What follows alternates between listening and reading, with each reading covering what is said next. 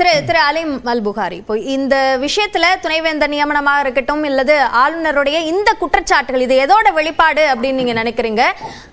தேநீர் விருந்து புறக்கணிப்பு அப்படின்றதுக்கான ஒரு பதிலடியா எடுத்துக்கணுமா, அல்லது இதுதான் இந்த விஷயங்கள் இருக்கு அது சுட்டி காட்டப்படுது அப்படின்னு பார்க்கணுமா? அதாவது முதல்ல என்னன்னா, உங்களுக்கு இதுக்கெல்லாம் ஆளுநர் வேணும் அப்படின்னு ஒரு பட்டியலிட்டார். இதுக்கு ஆளுநர் வேணும், நியமனம் பண்ணணும்னா ஆளுநர் வேணும், உங்கள் குற்றச்சாட்டை கொண்டு போய் சொல்லணும்னா ஆளுநர் வேணும் அப்படின்னு சொல்கிறார். இது எப்படின்னா, ஒரு உதாரணத்தோடு பார்க்கணுன்னா, ஒரு பள்ளிக்கூடத்தில் ஒரு ஆசிரியர் இருப்பாங்க. அந்த ஆசிரியருடைய வேலை என்ன, கடமை, அந்த ஆசிரியருடைய கடமை என்னவாக இருக்கும்னா பாடம் நடத்துறது. பாடம் நடத்தாமல் தன்னுடைய கடமையை தவறிவிட்டு பள்ளிக்கூட நேரத்தில், பாட நேரத்தில், வகுப்பு நேரத்தில் எங்கேயாவது தூங்கி முழிச்சிட்டு வந்தால் அவருடைய அந்த ஆசிரியருடைய கடமையை மாணவர்களுடைய பெற்றோர்கள் சுட்டி காட்டுவாங்க இல்லையா? நீங்கள் உங்கள் கடமையை தவறிட்டீங்க, இல்லது நீங்கள் தவறாக நடந்துக்கிறீங்க அப்படின்னு. அப்படி சுட்டி காட்டும்போது, ஏண்டா உனக்கு இங்கிலீஷ் நடத்துறதுக்கு டீச்சர் வேணும், மேக்ஸ் நடத்துறதுக்கு டீச்சர் வேணும், சயின்ஸ் நடத்துறதுக்கு டீச்சர் வேணும் அப்படின்னு ஒரு டீச்சர் கேட்டால் எப்படி கேலிக்கூத்தாக இருக்குமோ அப்படித்தான் இருக்கிறது அந்த உதாரணம். உங்கள் கடமை அது, ஒரு ஆளுநராக உங்களுடைய கடமை, அதை நீங்கள் நிறைவேற்றுங்க. அப்படின்னா நீங்கள் என்ன உங்களுடைய சுப்பீரியாரிட்டி ஏதோ கிளைம் பண்ண வரீங்களா? இதுக்கு ஆளுநர் வேணும், அதுக்கு வேணும். அரசமைப்பு சட்டத்தின் அடிப்படையில் அதை உங்களிடம் தான் எதிர்பார்க்க முடியும். அதுக்காக நீங்கள் செய்யக்கூடிய குற்றங்களை, ஆன்டி கான்ஸ்டிடியூஷனல் ஆக்டிவிட்டீஸை, அரசமைப்பு சட்டத்துக்கு எதிரான உங்களுடைய செயல்பாடுகளை அரசியல் ரீதியாக எப்படியெல்லாம் சுட்டி காட்டணுமோ அப்படி சுட்டி காட்டக்கூடிய ஒரு செயல் தான் இந்த செயலாக நம்ம பார்க்கிறோம். குற்றம் ஆன்டி கான்ஸ்டிடியூஷனல், இது ரெண்டுமே ரொம்ப கடுமையான குற்றச்சாட்டு.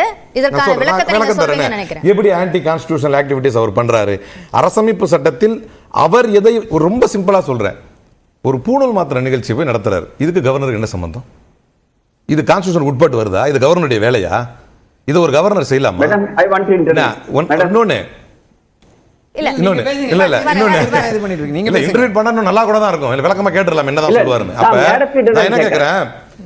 அதே மாதிரி மனோன்மணியம் சுந்தரனார் யூனிவர்சிட்டிக்கு ஒரு மெம்பர் போடுறார். அவங்க யார் அப்படின்னா, தென்மண்டல ஏபிவிபி தலைவர். ஒரு குறிப்பிட்ட அமைப்பினுடைய நிர்வாகத்தில் இருக்கக்கூடிய இடத்துல அங்க செனட்ல கொண்டு வைக்கிறார். அதே மாதிரி 2004 டிசம்பர் இதுல பாத்தீங்கன்னா அதிமுகவுக்கு ஒரு ரெய்டு நடக்குது முசிறியில. அந்த ரெய்டு நடக்கும்போது திருச்சியில் இருக்கக்கூடிய Musiri engineering technology institute of technology agriculture college, அது சேலம் இளங்கோவன் அதிமுக காரருடைய ஒரு காலேஜ், எடப்பாடி பழனிசாமியுடைய நிழலாக செயல்படக்கூடியவர். அந்த காலேஜில் ஐடி ரெய்டு நடந்துகிட்டு இருக்கும்போது அலையா விருந்தாளியாக அங்க போய் பொங்கல் நிகழ்ச்சியை கலந்துக்கிறார். இது அவருடைய கண்ட்ரோலில் இருக்கக்கூடிய காலேஜும் கிடையாது. அப்ப பத்திரிகைகள் அனைத்தும் கேள்வி கேட்டது, நீங்க என்ன தேர்தலுக்கு முன்னால கூட்டணிக்கான ஒரு அச்சாரத்தை அதிமுகவை மிரட்டுவதற்காக ரெய்டு நடக்கும்போது போறீங்களான்? அது சம்பந்தமாக ராஜ்பவன் எந்த அறிக்கையுமே இதுவரை வெளியிடவில்லை. அதே மாதிரி சர்ச் செலக்ஷன் கமிட்டி ஒவ்வொரு முறையும் உச்சநீதிமன்றத்தில் எதுக்கு கூட்டு வாங்குகிறார்? Only because of his anti constitutional activities. முதல்வருக்கே சேலஞ்ச் பண்ணாரு.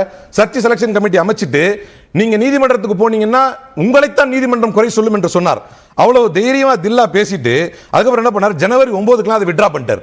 அதுக்கப்புறம் முதல்வர் தான் அதுக்கான சர்ச் செலக்ஷன் கமிட்டி போட்டார். அதே மாதிரி நீங்க கவனிச்சீங்கன்னா ஆளுநர் மாளிகையிலிருந்து மாணவர்களுடைய ஓட்டர் ஐடியை கேட்கறாங்க. நீங்க சொல்லுங்க ஒரு விளக்கம் எனக்கு, மாணவர்களுடைய ஓட்டர் ஐடி எதுக்கு?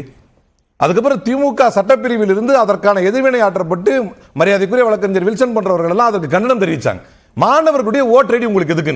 இல்ல அதை நாங்க வாபஸ் வாங்கிக்கிறோம், அப்படிப்பட்ட நிகழ்ச்சியை நாங்க பண்ணல. இந்த கல்வி நிறுவனங்கள் செயல்பாடுகள் பற்றி நீங்க சொல்றீங்க. இப்ப இந்த அறிக்கையில் அவர் குறிப்பிடுகிறார், அப்பழக்கற்ற பல்கலைக்கழக அதிகாரிகள் பொய்யான புனையப்பட்ட வழக்குகளில் சிக்க வைக்கப்பட்டு காவல்துறையின் அவமானகரமான உளைச்சலுக்கு ஆட்படுத்தப்படுகிறார்கள் அப்படின்ற குற்றச்சாட்டை இந்த அறிக்கையில அவர் குறிப்பிட்டிருக்கார். சரி, இது நான் அதுதான் கேட்கிறேன். லாஸ்ட் பட் நாட் லீஸ்ட் 6 துணைவேந்தர்கள் இதுவரை நியமிக்கப்படாமல் இருக்கிறாங்க. அதுல கிட்டத்தட்ட சில துணைவேந்தர்கள் 3 ஆண்டுகளாக இவர் வந்ததிலிருந்தே நியமிக்கப்படாமல் இருக்கிறார்கள்.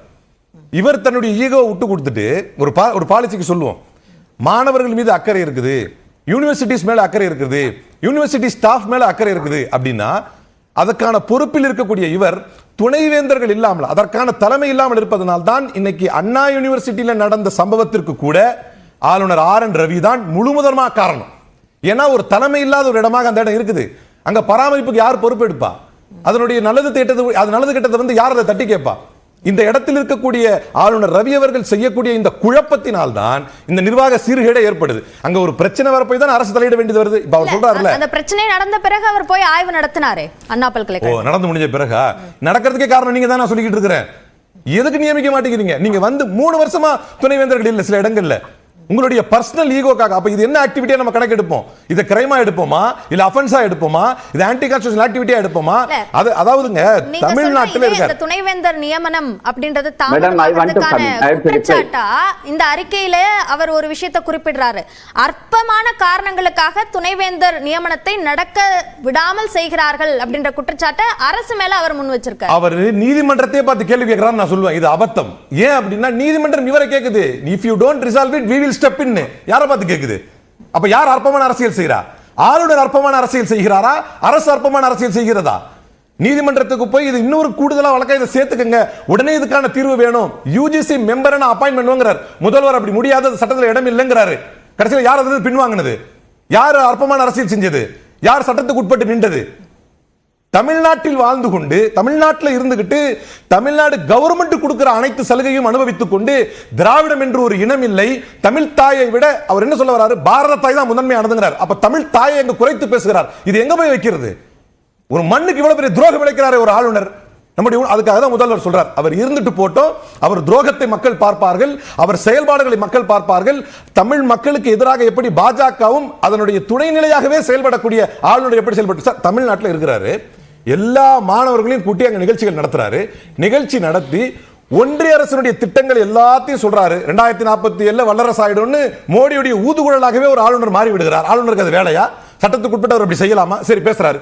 எங்காவது ஒரு இடத்தில் மாநில அரசுடைய திட்டங்களை பற்றி ஒரு இடத்துல பேசியிருப்பாரா? ஒரு நடுநிலையாளர் எடுத்துக்கிறதுக்கு, ஒரு நியாயமான இவரை கன்சிடர் பண்றதுக்கு இங்க வந்து பேசுறாரு. தமிழ் இத பத்தி தமிழ் தாய் வாழ்த்து, அதாவது நேஷனல் ஆந்தம் பத்தி பேசுறாரு. இல்ல இப்ப வெளி மாநில பெண்கள் இங்க வந்து வேலை பார்க்கறதுக்கோ இல்ல படிக்கிறதுக்கோ வந்து பாதுகாப்பான மாநிலமா தமிழ்நாடு இருக்குன்னு சொன்னாரே. அப்ப அதை எதுல எடுத்துக்கிறது?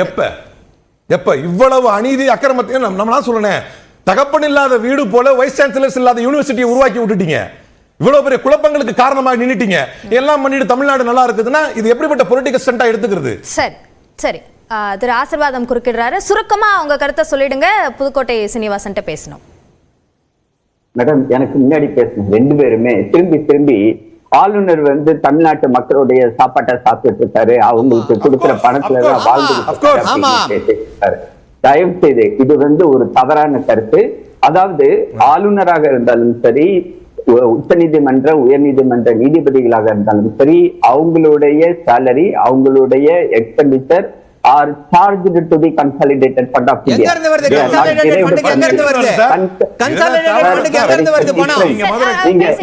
நீங்க ரெண்டு பேருமே ஒரு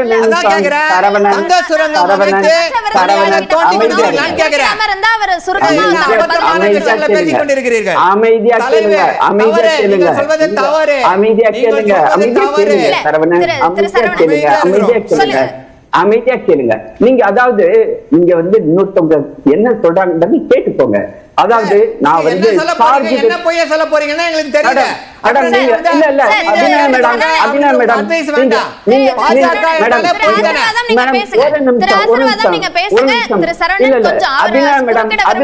ஒரே ஒரு பாயிண்ட் தான் நான் சொல்றேன், ஒரே ஒரு பாயிண்ட் தான் சொல்றேன். ரெண்டு பேரும் உங்க பக்கத்துல உட்கார்ந்து இருக்காங்கல்ல, நீங்க கதாகால சேபம் பண்ணுங்க. நான் வந்து தேடி இன்னும் அரை மணி நேரம். அது சரியான வார்த்தை இல்ல திரு ஆசீர்வாதம். நீங்க பேசுங்க, அவங்கள குறுக்கிட வேண்டாம் அப்படின்றத நான் சொல்லிட்டு தான் இருக்கீங்க. நீங்க சொல்லதுக்கான கேள்வி செய்யக்கூடாது திரு ஆசீர்வாதம். நீங்க அவங்கள நிறுத்த மாட்டீங்க. யார் நிறுத்தல? இல்ல யார் நிறுத்தல? நான் நிறுத்திட்டு தான் இருக்கேன். நீங்க பேசுறதுக்கு அனுமதிக்க. நான் வந்து அடுத்த சுற்றுல தான் நான் வாய்ப்பு தரணும். நான் உங்களுக்கு இந்த சுற்றுலயே வாய்ப்பு கொடுத்தேன். நீங்க அதுல பேசும்போது குறுக்கிடதை நான் நிறுத்திட்டு தான் இருக்கேன். நீங்க நிகழ்ச்சியை கேள்விக்குள்ளாக்காதீங்க. உங்க பதில தொடர்ந்து சொல்லுங்க. நான் சொன்னது it is charged to the consolidated fund of India. அதனுடைய லீகல் டேர்ம், அதனுடைய டெக்னிக்கல் டேர்ம். அவங்க ரெண்டு பேரும் லாயர்கள், அவங்களுக்கு தெரியும். மக்களுக்கு வேணா தெரியாம இருக்கலாம். அவங்களுடைய செலவுகளை நீங்கள் ஒரு காலம் நிறுத்த முடியாது. அதுதான் வந்து சட்டம் சொல்லுகிறது. இன்னைக்கு அரசியலமைப்பு சட்டம் சொல்லிட்டு இருக்குது. இதை நீங்க போடுறீங்க நீங்க போடுறீங்க அப்படின்னு சொல்றீங்களா? அப்படி பாத்தீங்கன்னா உச்ச நீதிமன்ற உயர் நீதிமன்றத்துடைய எந்த ஒரு நீதிபதியும் எந்த ஒரு உங்களுக்கு அரசுக்கு எதிராக எந்த ஒரு தீர்ப்பும் கூட கொடுக்க முடியாது. அதனால்தான் இந்திய அரசியலமைப்பு சட்டம் charge to consolidated fund of India என்ற வார்த்தையை பயன்படுத்துகிறது. அதை தயவு செய்து புரிஞ்சுக்காங்க, மடைமாற்றம் செய்ய வேண்டாம். அவர் வந்து உங்களுடைய பெக்கட் கால்ல இல்ல. ஆளுநர் is the first citizen of the state and is executive head of the state.